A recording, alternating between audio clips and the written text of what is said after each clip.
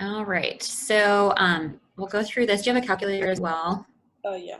Okay, awesome. So for the circumference of each circle, the formula for that is 2 pi times the radius. And so if our radius in this diagram is 2.8, we would just say 2 pi multiplied with 2.8. Now this one is wanting it to be an exact answer, so, or no, I'm sorry, it's an approximation. So I would just go ahead and multiply 2 times pi times 2.8. Or you can use parentheses to do that as well. So this would be about 17.6 because we're rounding these to the nearest tenth. And then when you're doing that on this problem here, just know that the diameter of this circle is 9.4. So that means the radius, you'd have to cut that in half before you use that same formula. All right, so on number 3, we're finding the area. So our formula for that is pi r squared. And again, we have our diameter here because when the line is going all the way across, we know it's like our diameter. So the radius would be half of that. So 10.8. And so when we're plugging that into our formula, 10.8 squared, just make sure you do put that in parentheses. So I'll do pi, because we want to make sure that 10.8 is squared before it's multiplied with pi. So that would be 366.4. On this one, you're basically doing the same thing, just finding the area of the circle. And then here we're kind of going backwards in our formula. So we are being told the area and we want to find the circumference. So I'm going to put our area formula here just as a little reminder. And instead of A for area, we can replace it or substitute it with 12.6. So really, if we're trying to find the circumference, we need to know what the radius is. So I'm just solving for this variable here. So we can divide both sides by pi. So on your calculator, you can either create a fraction or you can just do 12.6. We'll divide that by pi. And since we're rounding to like the nearest tenth, I'll just go ahead and put 4 for the radius. It's approximately 4. Oh wait, no, 4, pi divided by pi, okay, that's gone. 4 is the radius squared. So actually the radius would be 2, yes. All right, so if our radius is 2, let's put that over here, ran out of space. If our radius is 2 and we're looking for circumference, we would just say, okay, circumference is 2 pi times the radius. So 2 pi times 2. And this calculator gave me 4 pi, but if I want an approximation, I can just multiply that out. So it's about 12.6. Yeah. Okay, and here our circumference is what we're given. So instead of writing C for circumference, I'll just use the actual number equals 2 pi r. And then I would divide, so we need to know the radius if we want to find the area. So I would go ahead and divide by 2 pi on both sides. Now something happens when you do that on your calculator, 44.6. If you just divide it by 2 pi, that it becomes bigger, which is weird. So you actually need to divide it by 2 pi in parentheses. So 44.6 divided by 2 pi in parentheses, there we go. Because if we're dividing it by a number that's bigger than 1, it should get smaller, right? So that would be 7, about 7.1, we can say. Because these would simplify to 1. So if we know our radius, we're finding our area. Our area is pi r squared. And that would just be about 7.1 squared. I did round that to 7.1, so it might be a little bit off, but let's see. So we have pi and then 7.1 squared. So we got about 158.3 or 4, so if we're rounding it. Yeah, there we go. And then yeah, these two would just be exactly like what we did these two here, if you wanted extra practice for them. Doing okay so far? Yeah, all right. Let's go here. We have a major arc. So in the toolkit video for this lesson, there was like I think it was lesson 2 where you're naming different parts of circles. A major arc, we know, is something that's bigger than 180. So our angle SQT, that's this angle right here. If we're looking for the major arc that's related to it, it would actually be the arc that's greater than 180, that goes all the way around the circle. So that would be SUT. Or you could also say like TUS, or you could say SRT. So as long as you're going in the direction clockwise or counterclockwise of the letters, it works. So that would have to be this one here, because RUT, yeah, that doesn't include this part. And these two are just 2 letters. So when you only have 2 letters, you know that's less than 180. Those 2 you could automatically kind of cross out. Yeah. Let's see this one, HQG. So the major arc for this one would actually be this side here, the one that's greater than 180. So that's HI, it would be HIG. Yeah. Then we're actually finding some angle measures for some of these. So if you notice, there's little like congruent marks here. So sometimes before I even get to a problem, I like to just go ahead and put the measurements inside of each of the parts. So these are all 70 because they have congruent marks. And then if I did 180 minus 70, this would be 110. And then 70 and 70 added together is 140. So then I would have 40 left here. So now we're just looking for R to T. So that would be from R to T.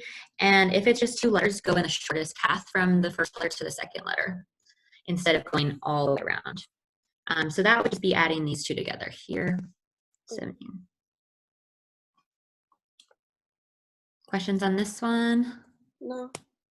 No. Okay. And then let's just do like maybe another example. So these, you might notice here we have the numbers inside the center of the circle, and here we have the numbers on the outside. Well, the 78 will also represent this angle here. So these 2 are the same. Anything that comes from the center, like if I rotated here, here, I'm still rotating the same amount. It's still 78 degrees. So that means 52 could be here. It could also exist here. And then let's see, if I take 180 and I subtract 78 and 52, that would give me 50 here. And then, oh, these 2 are vertical. So I can add a 78 here. And then if I did 180 minus 78, 102, yeah, this would be 102 here. So I probably did more than I needed to, but let's go start with X. Where's X? Here's X. And then here's U, and then here's W. And since it has 3 letters, I know that it's gonna be the larger major arc. It's gonna go all the way in that direction. So I could either say 78 plus 102 plus 78 plus 50, or I could just do 360 and I could subtract this part. That's the only piece that I'm not including in that. So it'd be this one here. And also, since it is a major arc, you would know it has to be greater than 182. So I guess that's process of elimination on that question. And then on this page, we have a few where we're actually solving for some missing parts here, or solving for X based on getting some missing information. So these 2 markings, this would be X plus 70 as well. And then if you notice, this line here and this line here, that creates this angle X plus 138. I'll show you just with patty paper. It might look a little bit easier to see. X plus 138. Now this angle here is actually 2X plus 140 because it's those 2 added together. Does that kind of make it a little easier to see when you look at it in the patty paper? Yeah. Maybe. Okay. So then we know vertical angles are congruent. So we can go ahead and set those equal to each other. So x plus 138 equals 2x plus 140. And then just solve for x from there. So subtract an x. And then subtract 140. There we go for x. This one I can just help you maybe set up just so we make sure we know what we've got here. So this angle 2x plus 3, and then this one here, they should be equal to each other as well. They're vertical. So 22x plus 3 in this case. 83 plus 52, let's see, 135. So that one you could just set up from there. Yeah. So that's pretty much the central angles. And then our last part of the test, or the quiz, is on finding arc lengths and sector areas. So an arc length is essentially part of the circumference. So the entire circumference is 2 pi r. But if I only want to know this part of it, I want to then figure out, well, what's the angle over 360? So like, for example, in this problem, the angle is 90 divided by 360. That's like 25% of the circumference. So basically I can take my entire circumference, multiply it by 0.25, or I can divide it by a fourth, or divide it by 4, multiply it by a fourth. So really this is just the angle, the central angle here, which is 90, and then the 360. So we've got 2 pi, our radius is 10, the angle here is 90, and that's all divided by 360. So on our calculator, I would just set up a fraction. Do you have this type of calculator? I don't. Okay, so if you don't have this type of calculator, because this one, I'm just going to show it really quickly. You could just do 2 pi, and then 10, and then 90.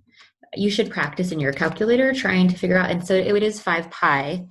So what I would do if you don't necessarily have that calculator is I would just multiply all the numbers on top by each other.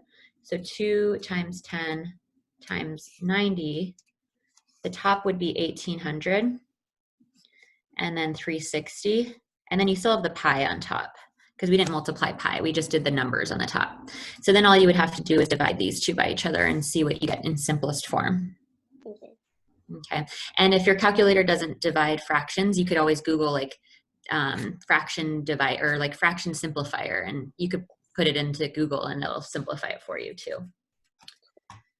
And then here we'll try the same exact type of problem. So it's the same formula. So 2 pi, radius of 12, our angle is 315, all divided by 360. So I'm just going to multiply the numbers on top. So 2 times 12 times 315. That's 7560 pi on the top, and then 360 on the bottom. So if I just divided the two number parts, I want it in exact format, I would just divide by 360, and that would be 21 pi. That's here. Okay.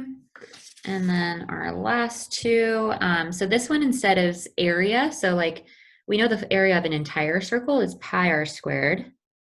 But if we just want a portion of that, like so in this case, the portion of the circle that we want the area for is like a third of the circle, because 120 out of 360 is a third. So I can either take my answer, divide it by 3, or just do the same thing where I put the angle here over 360. Okay, so we would do pi. Our radius is 17, and then our angle is 120 all over 360. So on this one, I would just want to make sure that I'm taking 17 and squaring it, and then I can multiply it by 120. And then I didn't multiply pi yet, so I'm just going to leave the pi on the top. And then we have 360 on the bottom. And then let's just divide the two number parts with each other. So that's 96 and 0.333 repeating. Let's see if that actually will convert it back into a fraction. So you should